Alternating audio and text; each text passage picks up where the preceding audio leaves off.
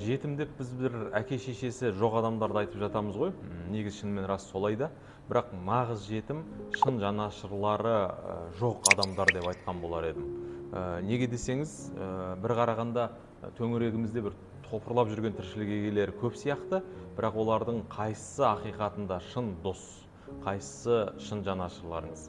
Жаныңызды бір ауыртатын жаңалық ақпарат болса да айта кетейін, достардың да сұрыпталатын, іріктелетін бір шағы болады екен. Ол қай кезде? Әрбір отбасыға да әйтеуір бір күндердің бір күнінде сынақ келеді екен ғой.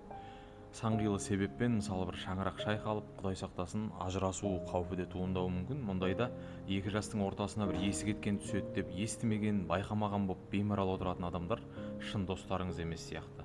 Туған күн тойлауға, мейрамды атап өтіп, тәтті тамақ жейтін дастарханға бәрі үйірсек бола береді. Достың достығы өзіне де, нәпсісіне де ауыр, уақытына сор, жүйкесіне бір салмақ, қарақан басына құрттай пайда жоқ болса да, сіздер үшін қайырлып келгендігінен көрінеді екен.